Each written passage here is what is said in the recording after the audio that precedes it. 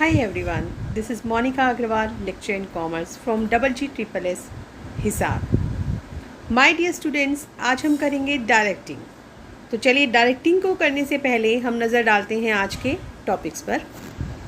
आज हम बात करेंगे डायरेक्टिंग का मीनिंग क्या है, अर्थ को समझेंगे। फिर साथ ही हम उसकी परिभाषा के बारे में भी बात करेंगे कि डेफिनेशंस को करेंगे। डेफिनेशन के बाद अगला पॉइंट रहेगा हमारा एलिमेंट्स के बारे में। हम डायरेक्टिंग के एलिमेंट्स को समझेंगे। इसकी फ़ीचर्स के बारे में भी हम लोग डिस्कस करेंगे। अब जब फीचर्स हैं, एलिमेंट्स हैं, तो इम्पॉर्टेंस ना हो ऐसा हो नहीं सकता, तो हम इम्पॉर्टेंस को भी डिस्कस करेंगे। और इसमें हम पढ़ेंगे बच्चों प्रिंसिपल्स ऑफ डायरेक्टिंग ऑल्सो। और at the end of the lecture we will discuss some MCQs। थोड़े से हम मल्टीपल चॉइस क्वेश्चंस को डिस्कस करेंगे, जिससे पता चलेगा कि आपको कितना समझ में आया है लेक्चर। ठीक है, तो चलिए लेट अस स्टार्ट। डायरेक्टिंग बच्चों हमारा मैनेजमेंट का चौथा फंक्शन है। अब तक आप कर चुके हैं कि प्लानिंग क्या है। सबसे पहले हमने किसी भी काम के बारे में सोचा था, एक अंदर ही अंदर हमने अपने दिमाग में पूरी की पूरी योजना तैयार कर ली थी। फिर दूसरा हमने उसको क्या किया, ऑर्गेनाइजिंग किया। हमने जो भी हमारे ऑब्जेक्टिव डिसाइड हुए थे उनको हमने छोटे छोटे हिस्सों में बांटा। अथॉरिटीज़, रिस्पॉन्सिबिलिटीज़, इन चीज़ों में कैटेगराइज किया, पोजीशंस देखी। ठीक है, फिर हमने उसके बाद क्या किया, स्टाफिंग की पोजीशन क्रिएट करके हमने उस पर उन लोगों को अपॉइंट किया, रिक्रूटमेंट की, सिलेक्शन किया, उनको ट्रेनिंग एंड डेवलपमेंट दिया। अब क्या वक्त आता है, अब वक्त आता है डायरेक्टिंग का, क्योंकि अभी तक हमारा काम स्टार्ट नहीं हुआ। तो डायरेक्टिंग हमारे एक किस्म से क्या चीज़ है, डायरेक्टिंग अब काम करना है, इसलिए हम इसको क्या कह सकते हैं, मैनेजमेंट इन एक्शन। देखिए, जैसा आपको यहाँ पे एक पिक में भी दिख रहा है कि वो कह रहा है डायरेक्टिंग इज़ अ की ऑफ मैनेजरियल फंक्शन, क्योंकि जितने भी फंक्शन हैं वो इसके पीछे पीछे चलेंगे। आपने काम की प्लानिंग्स कर ली हैं, लोग अपॉइंट कर लिए, लेकिन जब तक आप काम सही से नहीं करोगे तो काम नहीं बनेगा, है ना। तो यहाँ पे जो डायरेक्टिंग का एक मतलब है सरल सी भाषा में, directing refers to a process और टेक्निक। मतलब क्या है, ये एक प्रक्रिया है या हम इसको एक तकनीक कह सकते हैं। किस चीज़ की तकनीक है बच्चों, ये technique of instructing, guiding, inspiring, counselling, overseeing and leading people towards the accomplishment of organisational goals. यहाँ पे हम उनको क्या करते हैं, लोगों को इंस्ट्रक्शन देते हैं, उन्हें गाइड करते हैं कि आपको काम किस तरीके से करना है। उस काम को करने के लिए इंस्पायर भी करते हैं। जहाँ उन्हें काउंसलिंग की ज़रूरत है, सलाह की ज़रूरत है, हम उन्हें वो भी देते हैं। और साथ ही कि ताकि हमारे जो ऑर्गेनाइजेशन की ऑब्जेक्टिव्स हैं, गोल्स हैं, वो पूरे हो सकें, उनके लिए हम उनका नेतृत्व भी करते हैं। ठीक है, तो क्योंकि ये हमेशा, जब आप किसी का काम आप करवा रहे हैं, और काम तो हमेशा चलता ही रहेगा, काम में बोरियत फील होगी, फिर आप उसे फिर इंस्पायर करेंगे, फिर इंस्ट्रक्शन करेंगे, फिर गाइड करेंगे, है ना। तो इसलिए हम इसको क्या कह सकते हैं, it is a continuous managerial process. लगातार चलते रहने वाली प्रोसेस है। कब तक लगातार चलेगी, that goes on throughout the life of the organisation. जब तक एक ऑर्गेनाइजेशन की लाइफ चलेगी तब तक जो हमारी डायरेक्टिंग है वो हमारी चलती रहती है, वो कभी भी नहीं रुकती, क्योंकि जहाँ वो रुकेगी हमारा काम भी क्या होगा, ठप हो जाएगा। चलिए, मीनिंग आपको समझ में आ गया। अब चलते हैं हम इसकी डेफिनेशन की ओर। जैसा एज यूजुअल मैं आपको बताती हूँ कि कम से कम एक या दो डेफिनेशन आपको देनी चाहिए। तो according to human, directing consist of process और टेक्निक। अब यहाँ पे भी इस चीज़ को क्या कहा जा रहा है, ये एक प्रोसेस है या टेक्निक है, जो हमने मीनिंग में भी पढ़ा था। by which instructions can be issued and operation can be carried out as originally planned। कि हमने जैसा प्लान किया था उसी से रिगार्डिंग हम अपनी इंस्ट्रक्शंस भी देते हैं, और साथ ही साथ हम अपने काम भी शुरू करते हैं। जब हमारा काम चलेगा तभी तो डायरेक्टिंग का फ़ायदा है ना। अब देखिए, एक अर्नेस्ट डेल हैं, इन्होंने बहुत सिंपल वर्ड्स में और सब कुछ इन्होंने अपनी डेफिनेशन में ले लिया है, और बहुत इजी लैंग्वेज में इन्होंने बताया है इसको। क्या बताते हैं वो, directing is telling people what to do. वो कहते हैं कि डायरेक्शन जो है वो एक लोगों को बताना है कि आपको क्या करना है ना। And seeing that they do it to the best of their ability, और फिर ये देखना कि भाई वो जितनी योग्यता रखते हैं वो उसके अनुसार उसे अच्छा कर रहे हैं या नहीं कर रहे हैं। इट इंक्लूड्स मेकिंग असाइनमेंट, इसमें क्या क्या चीज़ें शामिल होती हैं, उन्हें काम सौंपना, एक्सप्लेनिंग प्रोसीजर, उन्हें कार्यविधि समझाना, seeing that mistakes are corrected. अब काम समझा के रिस्पॉन्सिबिलिटी ख़त्म नहीं होती, आपको देखना है कि अगर गलतियाँ कुछ हो रही हैं तो वो भी हमारी क्या हो जानी चाहिए, सुधर हो जानी चाहिए। And providing on the job instruction, और साथ ही हमें क्या करना है, उनको जॉब से रिगार्डिंग इंस्ट्रक्शंस भी देनी है। And of course issuing orders, instruction ही देना खाली काम नहीं है, हमने उन्हें साथ में ऑर्डर भी, आदेश भी देना है ना।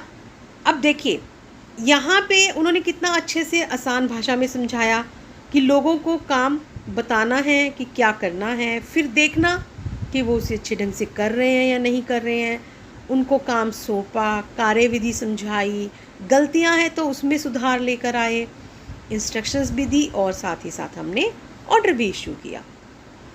तो बच्चों देखा जाए ना तो इन्होंने अपनी डेफिनेशन में सब कुछ ओवरऑल इन्होंने ले लिया, और आई थिंक कि इससे इजी लैंग्वेज आपकी नहीं हो सकती, इससे इजी डेफिनेशन भी आपकी नहीं हो सकती है।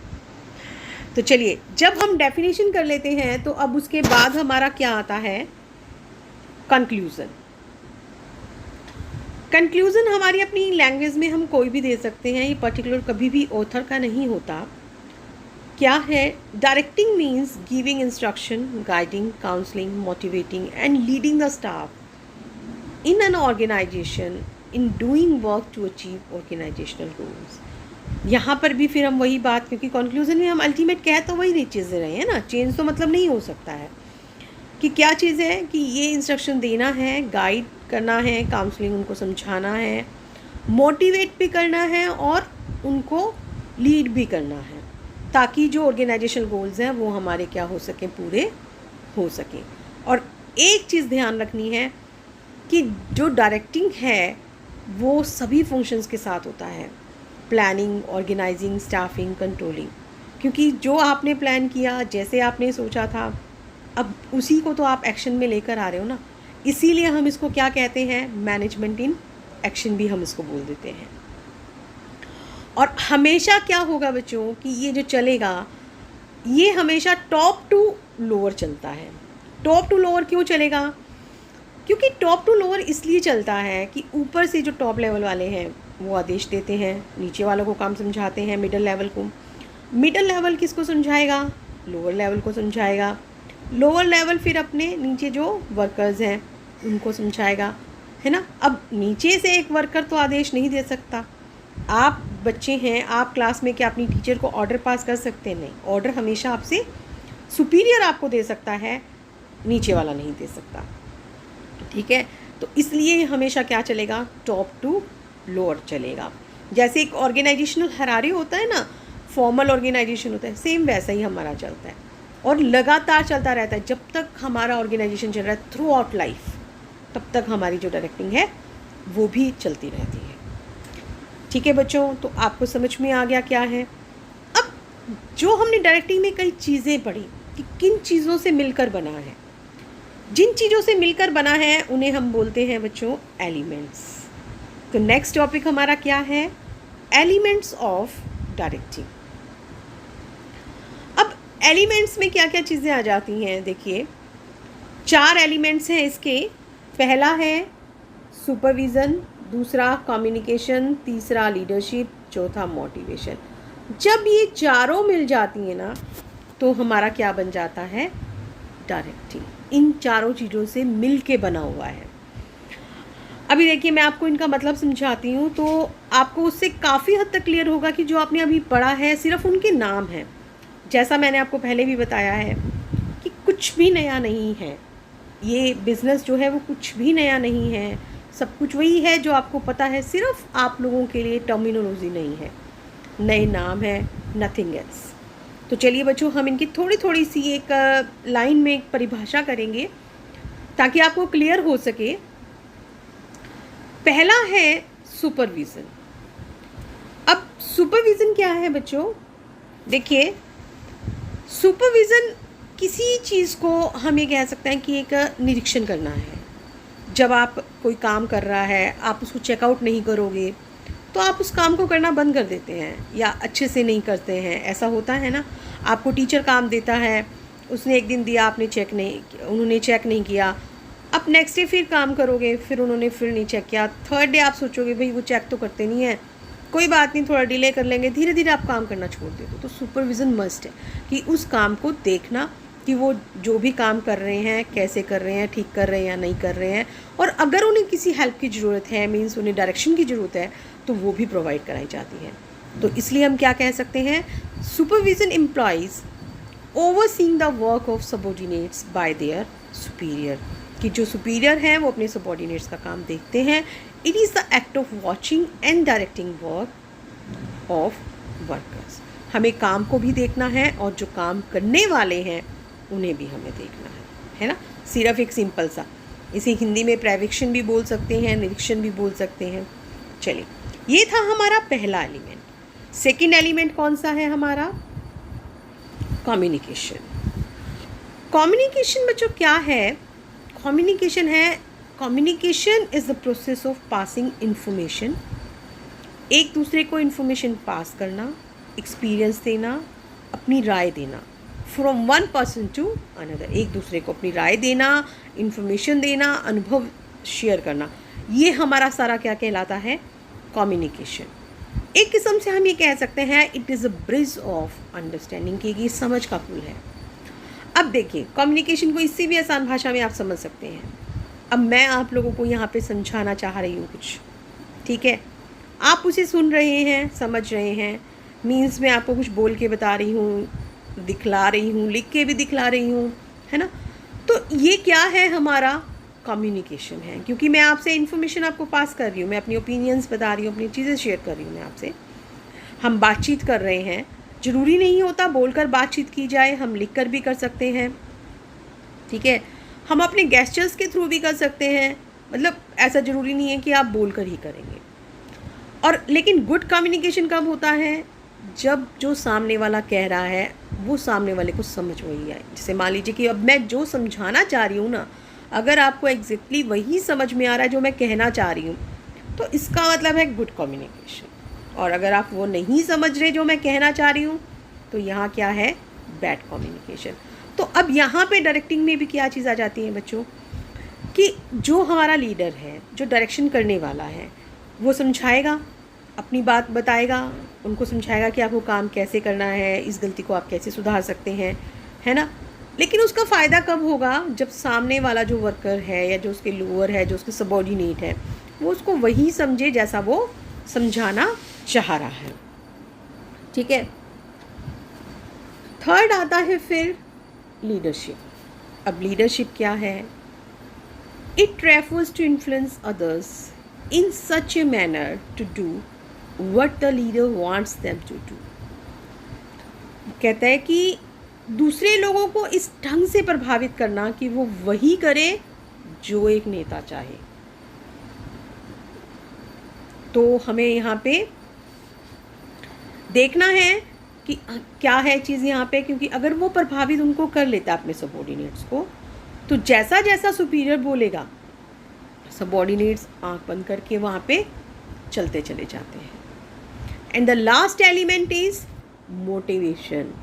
मोटिवेशन क्या है? मोटिवेशन मीन्स इंस्पायरिंग, स्टिमुलेटिंग और encouraging the subordinates with zeal to work. यहाँ पे हम लोगों को मोटिवेट कर रहे हैं, उन्हें एनकरेज कर रहे हैं कि भाई तुम पूरे एंथुसियाज्म के साथ, तुम पूरे उत्साह के साथ काम करो।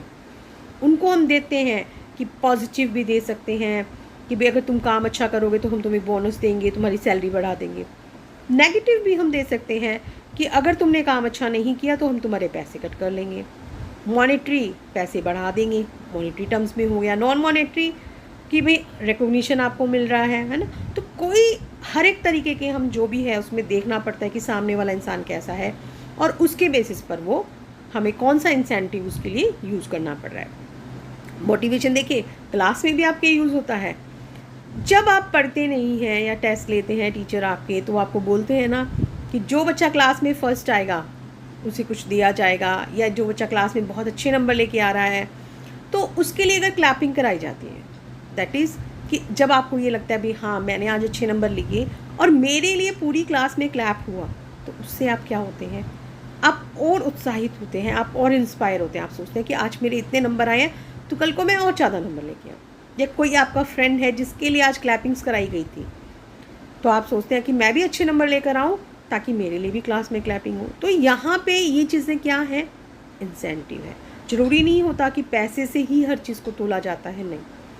मॉनेटरी भी हो सकता है, नॉन मॉनेटरी भी हो सकता है, पॉजिटिव भी हो सकता है और नेगेटिव भी हो सकता है। आप काम नहीं करते, टीचर आपको कहता है कि अगर आपने अच्छे नंबर नहीं लिए तो आपको डांट पड़ेगी, वो टीचर आपको डांटता है, तो वो हमारा क्या चीज़ है, एक नेगेटिव एस्पेक्ट है। ठीक है, तो ये तो थे बच्चों एलिमेंट्स। चलिए नेक्स्ट अब हमारा आता है फीचर्स। तो फीचर्स में बच्चों पहला आता है हमारा डायरेक्टिंग इनिशिएट्स एक्शन। अब डायरेक्टिंग जो है वो क्या करती है, काम गतिशीलता प्रदान करती है।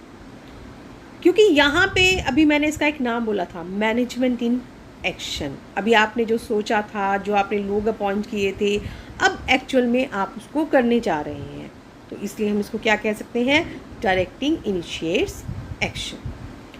फिर सेकंड आ जाता है directing takes place at every level of management.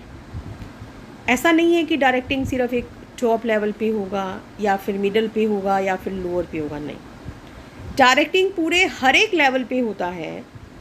जैसा मैंने अभी पहले भी बताया कि अगर जो टॉप लेवल वाले हैं वो सारी की सारी पॉलिसीज़ प्रोसीजर अपने मिडल लेवल वालों को समझाएंगे, मिडल वाले किसको समझाएंगे, लोअर वालों को समझाएंगे, लोअर किसको समझाएंगे, अपने वर्कर्स को समझाएंगे जिससे उन्होंने काम लेना है। तो इसलिए क्या है कि जो डायरेक्टिंग है वो हर एक लेवल पर काम करता है। अब क्या डायरेक्टिंग एक बार हमने जब लोगों को काम समझा दिया तो क्या ख़त्म हो जाएगा काम? नहीं, बिल्कुल भी ख़त्म नहीं होगा, वो लगातार चलता रहेगा। एक काम हटा तो आपको दूसरा बताना पड़ेगा, दूसरा गया तो तीसरा बताना पड़ेगा। ऑर्गेनाइजेशन चल रहा है तो काम भी तो चलते रहेंगे, और जब काम चलते रहेंगे तो हमें लोगों से काम करवाना है, हमें उसमें सुपरविज़न भी करना पड़ेगा, उनको मोटिवेट भी करना पड़ेगा, उनको लीडरशिप भी करते रहना पड़ेगा। तो इसलिए हम क्या कह सकते हैं, जो डायरेक्टिंग है it is a continuous process, लगातार चलते रहने वाली एक ये प्रक्रिया है। फिर आता है directing flows from top to bottom. कहाँ से चलता है ये? ऊपर से लेकर नीचे तक चलता है। अभी मैंने बताया सबसे पहले नीचे वाला कभी भी वर्कर अपने बॉस को ऑर्डर देगा नहीं दे सकता, डायरेक्शन देगा तुम ऐसे करो, तुम ऐसे करो, तुम ऐसे करो, नहीं कर सकता। ऊपर जो उसका सब सुपीरियर है वो अपने सबऑर्डिनेट को ही कह सकता है कि आपको जो काम करना है वो इस तरीके से करना होगा, तो आप इस काम को अब ऐसा करिए, है ना। तो यहाँ पे इसलिए क्या कहा जाता है, एक किस्म से जैसे जो हमारा फॉर्मल ऑर्गेनाइजेशन का चार्ट होता है, सेम वही तरीके से हमारा जो डायरेक्टिंग भी चलता है कि ऊपर से लेकर नीचे तक आता है। And the last is directing related to human. आप डायरेक्शन किसको दे रहे हैं? मानव को, ह्यूमन को, है ना।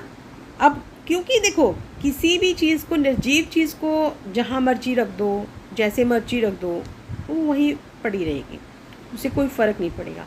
लेकिन यहाँ हमने डायरेक्शन किसको देनी है? एक इंसान को देनी है। हमें उसे समझाना है, हमें उसे लीड करना है, हमें उस काम को करवाने के लिए हमें ऐसा इन्फ्लुएंस करना है कि जैसा हम बोल रहे हैं वो वैसा ही करें। साथ ही साथ हमें उस काम को करने के लिए इंस्पायर भी करना है कि वो अपनी मर्जी से अपनी नीड्स पूरी करने के लिए वो काम भी करे।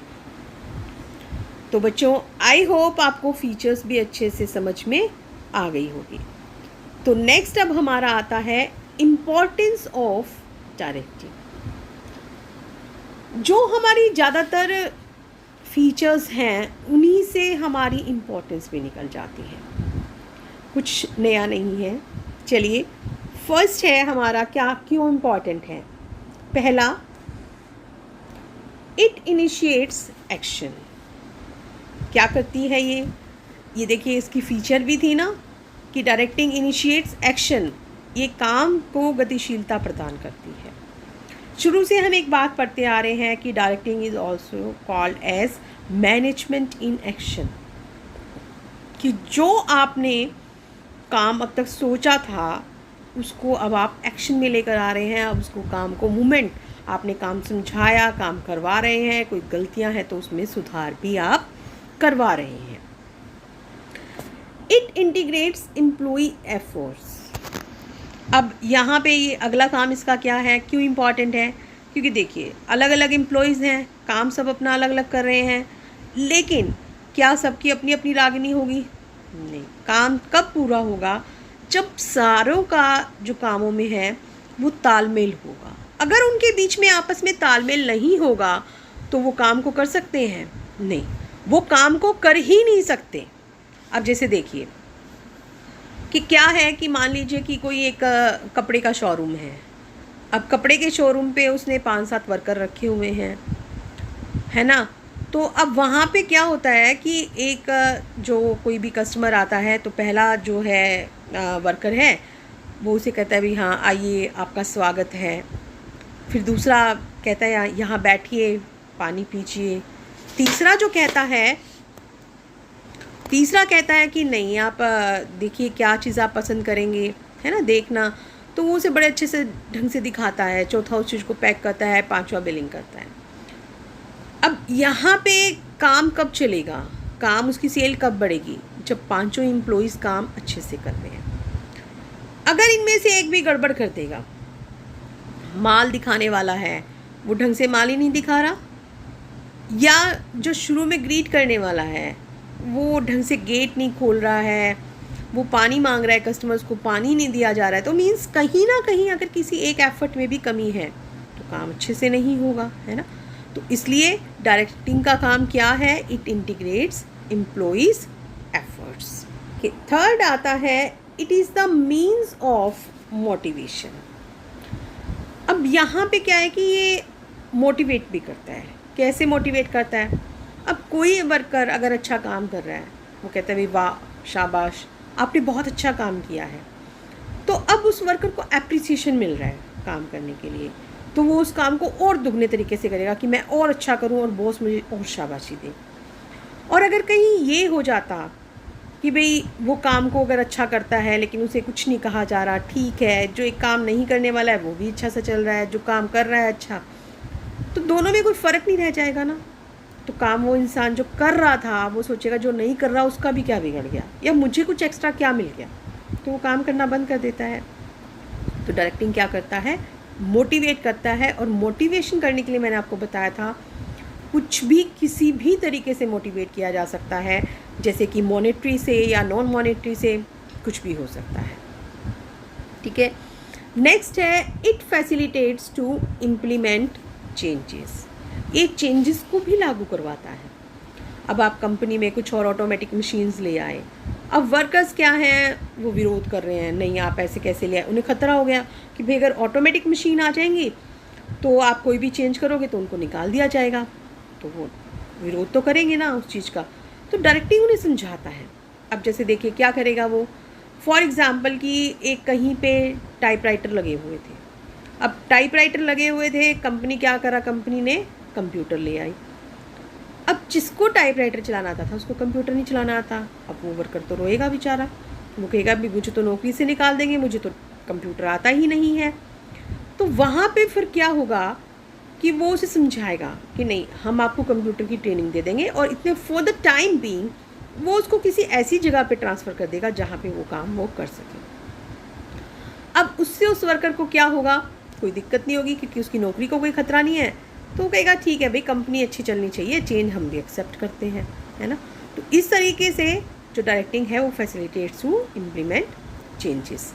And the last is it creates balances in the organisation. ये ऑर्गेनाइजेशन में बैलेंस भी बनाता है। कैसे?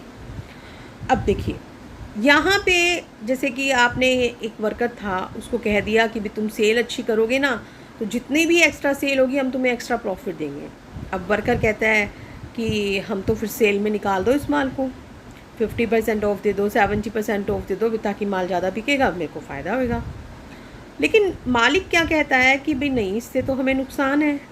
अब एक तरफ उसे उसको भी देना पड़ेगा, माल भी कम रेट पे भेजना पड़ेगा, तो वो नहीं मानता। आपस में दोनों में क्या हो गया, लड़ाई झगड़ा हो गया। जब दोनों में लड़ाई झगड़ा हो गया तो काम तो गया काम से। अब डायरेक्टिंग यहाँ पे क्या करेगा, वो एम्प्लॉय को भी समझाएगा, वो मालिक का भी ध्यान रखेगा और दोनों में एक बैलेंस क्रिएट कर देगा। वो उसे समझाएगा कि भाई एक रिजनेबल हम सेल दे सकते हैं कि 5 या 10% हमने डिस्काउंट दे दिया, लेकिन अगर हमने खाम में तुम्हारी कमीशन बढ़ाने के चक्कर में कंपनी लॉस थोड़ा सहन कर लेगी।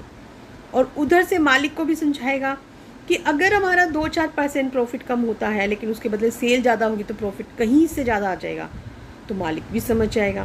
तो इस तरीके से उन दोनों को समझा बुझा कर जो डायरेक्टिंग है वो ऑर्गेनाइजेशन में क्या कर देता है, बैलेंस स्थापित कर देता है। तो बच्चों ये थे इसके इम्पॉर्टेंस, देखा आपने कि कितनी इम्पॉर्टेंट है एक ऑर्गेनाइजेशन के लिए, है ना। नेक्स्ट आते हैं इसके प्रिंसिपल्स। अब प्रिंसिपल्स, इसके कुछ सिद्धांत भी हैं। सबसे पहला सिद्धांत क्या है, principle of maximum individual contribution. इसमें हम क्या सोचते हैं कि इसमें हम देखते हैं कि ज़्यादा से ज़्यादा जो है वो कंट्रीब्यूशन करे, ठीक है। मतलब कि जितना ज़्यादा अगर वो मोटिवेट होगा उस काम को, वो उतना ही ज़्यादा अच्छे तरीके से करेगा। तो हमारा मेन उसको डायरेक्शन करने का क्या मोटिव है कि वो अपना अच्छे से अच्छा कंट्रीब्यूट करे ताकि ऑर्गेनाइजेशन को भी फ़ायदा हो। दूसरा क्या है, principle of harmony of objectives. अब यहाँ पे हम जो भी ऑब्जेक्टिव्स हैं उनमें आपस में एक तालमेल स्थापित करना है, संतुलन स्थापित करना है। जैसा अभी मैंने आपको बताया था कि भाई अगर सेल्समैन था वो अपने अलग ऑब्जेक्टिव लेके बैठ गया और वर्कर है वो अपना अलग लेके बैठ जाते तो काम नहीं बनता। अक्सर वर्कर ये चाहते हैं कि भाई काम हम करते हैं तो हमें ज़्यादा पैसा मिलना चाहिए, बोनस मिलना चाहिए, हमारी सैलरी बढ़ जानी चाहिए। अब ऑर्गेनाइजेशन सोचता है मैंने पैसा लगाया है, मैंने किया है, तो मेरे को ज़्यादा से ज़्यादा प्रॉफिट हो। तो डायरेक्टिंग वहाँ पे क्या करता है, इन दोनों के उद्देश्य को, जो एक एम्प्लॉई के अपने पर्सनल ऑब्जेक्टिव हैं और ऑर्गेनाइजेशन के, इन दोनों के ऑब्जेक्टिव्स में वो हार्मनी स्थापित करता है। तीसरा है principle of unity of command. ये बच्चों आपने पढ़ा था ना, जो हेनरी फ्योल ने प्रिंसिपल्स दिए थे 14, उसमें था unity of command. Unity of command क्या कहता है कि एक टाइम में एक व्यक्ति को एक ही सुपीरियर से ऑर्डर मिलने चाहिए, है ना। अब जैसे कि आप बच्चे हैं, आपको एक टाइम पे आपके 3 टीचर बोल देते हैं ये काम करके आओ, ये काम करके आओ, ये काम करके आओ। अब आप तीनों में से किसका काम करोगे, आपके लिए तो बहुत मुश्किल हो गई। क्यों? क्योंकि तीनों ही आपके लिए बराबर हैं, तो आप तो किसी का काम मना कर ही नहीं सकते हो, है ना। तो इसलिए वहाँ पे, ताकि एम्प्लॉय को भी दिक्कत ना हो कंपनी में, तो वहाँ पे जो आप वाली पोजीशन है वो किसकी आ गई, एम्प्लॉय की, कि एम्प्लॉय को भी दिक्कत ना हो। तो इसलिए उसको क्या कहा जाता है कि एक टाइम में उसका एक ही बॉस से उसको क्या करना चाहिए, ऑर्डर मिलना चाहिए। Principle of appropriateness of direction technique.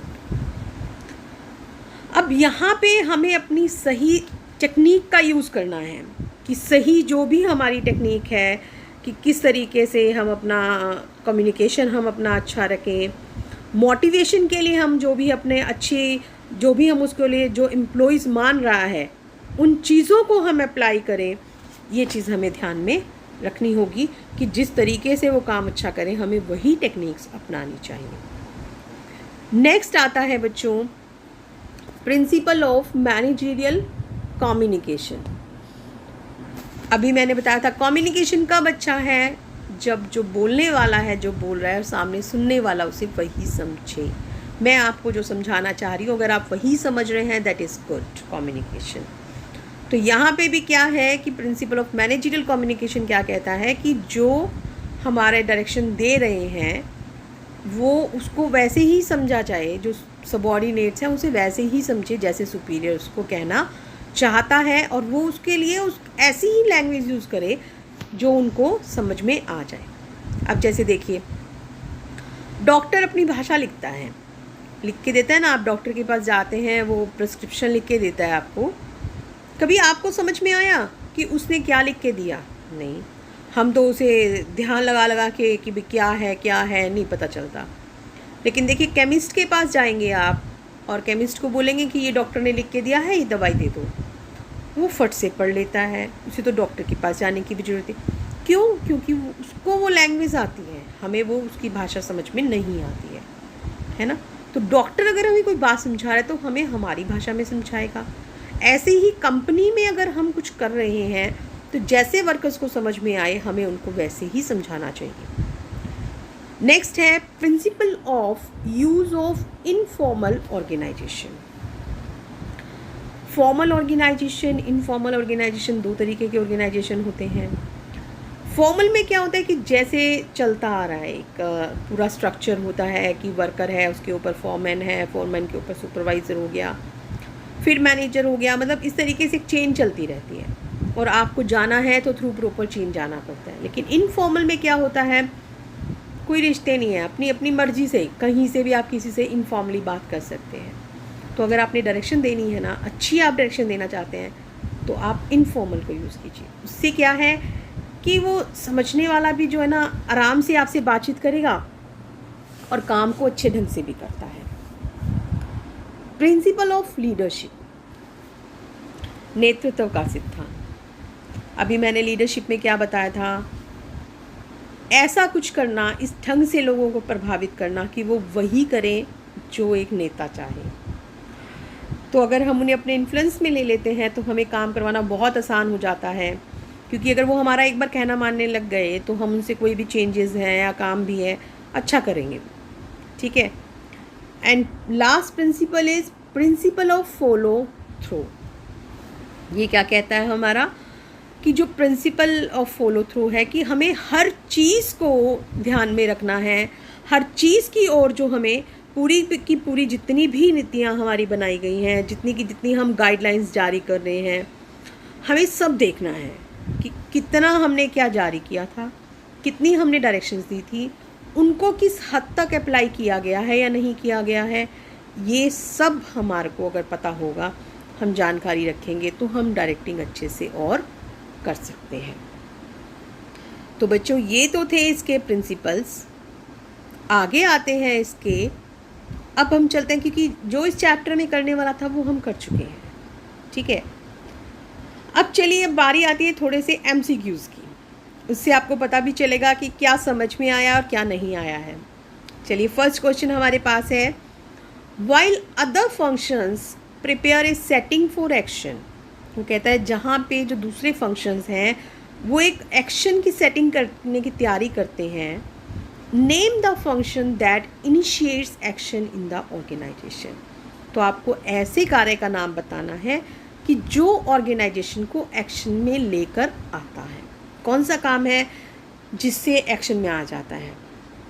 याद कीजिए, मैंने अभी बताया था एक होता है मैनेजमेंट इन एक्शन, याद आया?